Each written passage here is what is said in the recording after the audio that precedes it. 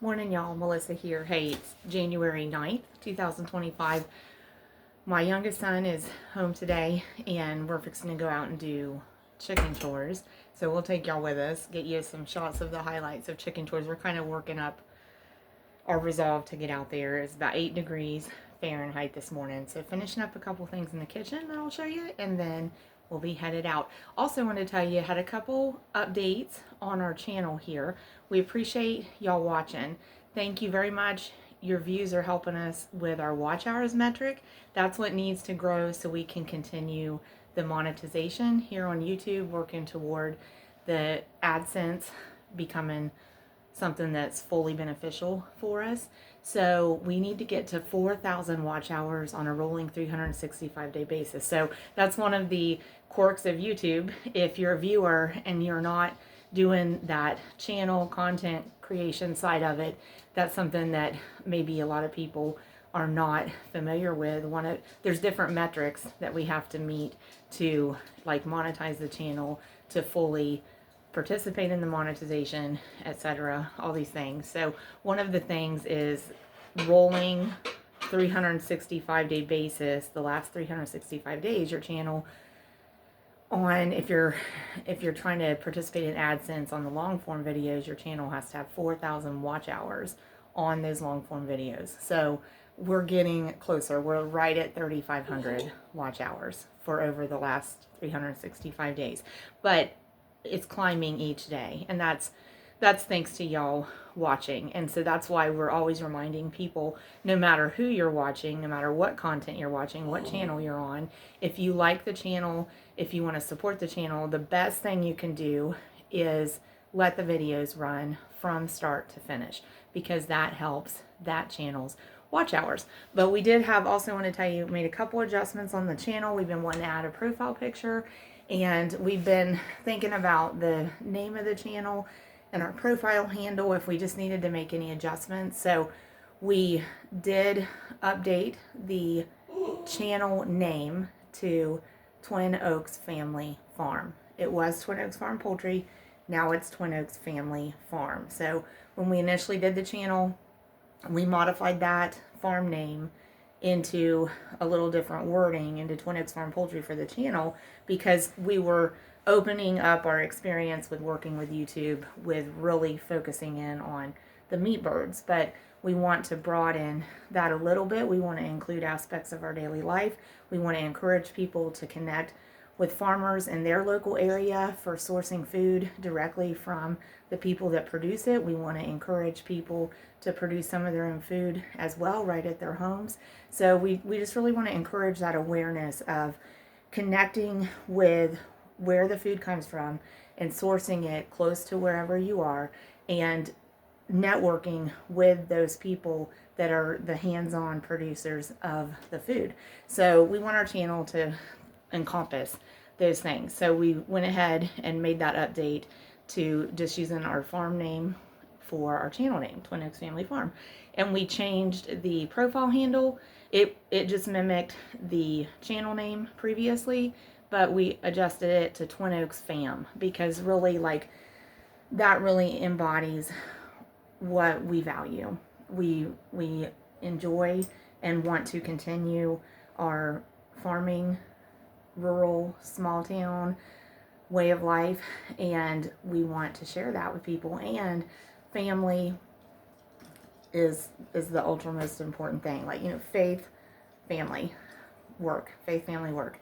So we want to have that embodied in how we're relating to people on the channel as well. So Twin Oaks Fam is the profile handle, because like here, we have 3 young adult sons, and they're still in the household with us. So like, everything that we do impacts the household. So we consider and include every member of the household in, like, what's going on in our lives, in our days, and try to encourage each other and support each other. So we want that to come through.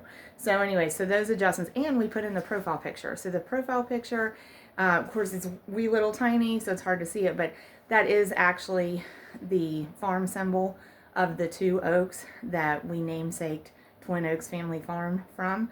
Those 2 oaks are about 25 years old, and they sit about halfway between us and the county road, halfway up our driveway. And the backstory on them we've told several times, but before my husband and I built the beginning of our home place here, we actually planted 20 plus of those oak trees in a couple lines out where the driveway was going, and those are the only 2 that survived.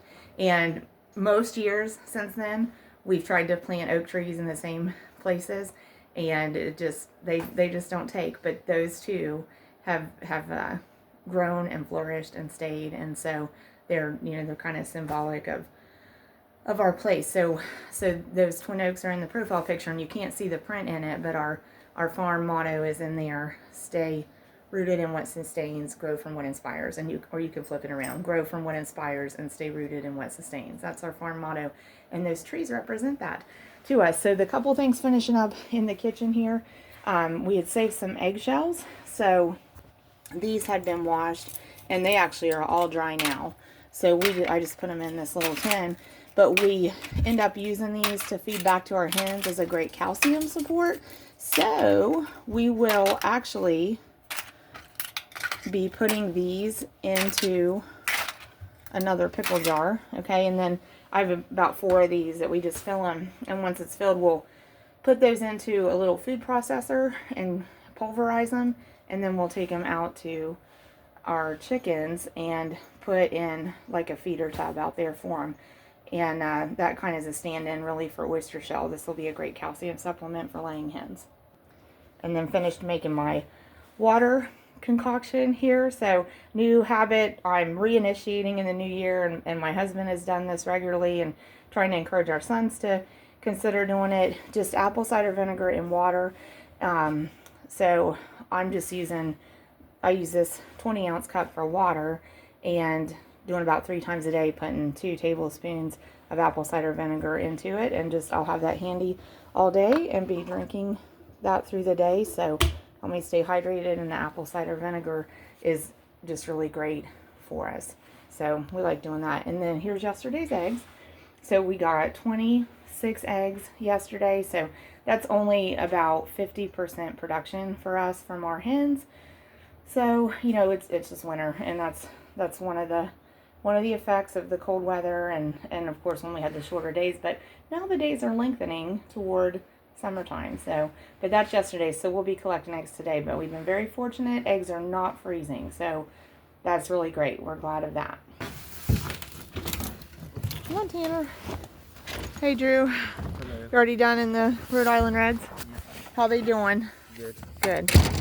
They have feed and water? Yep. Awesome. We'll go out and check the hens. It's just another day in Arctic paradise, isn't it, Drew? I think it's up to about 12 degrees now. Come on, Tanner. Tanner's cold.